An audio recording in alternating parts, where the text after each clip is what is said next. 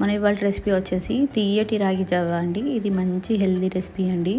చాలా సింపుల్గా అయిపోతుంది అండ్ చాలా బాగుంటుంది కూడా టేస్ట్.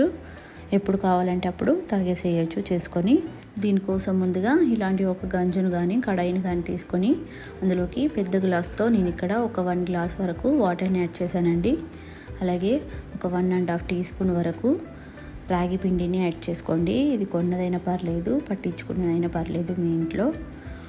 దీన్ని యాడ్ చేసుకొని ఉండలు ఏం లేకుండా కలుపుకోండి. ఫస్ట్ ఇలా కలుపుకొని తర్వాత పొయ్యి వెలిగించి మంట మీడియం ఫ్లేమ్లోకి పెట్టుకొని అది కొద్దిగా వేడయ్యేంత వరకు వేడి చేసుకోండి. అది కొద్దిగా వేడైన తర్వాత ఒక 1 టేబుల్ స్పూన్ వరకు బెల్లంను యాడ్ చేసుకోండి. మీరు ఎక్కువ కావాలంటే ఇంకొద్దిగా ఎక్కువ యాడ్ చేసుకోవచ్చు, తక్కువ కావాలంటే తక్కువ యాడ్ చేసుకోవచ్చు. కాకపోతే 1 టేబుల్ స్పూన్ కరెక్ట్గా సరిపోతుందండి. ఇప్పుడు మంట మీడియం ఫ్లేమ్లోకి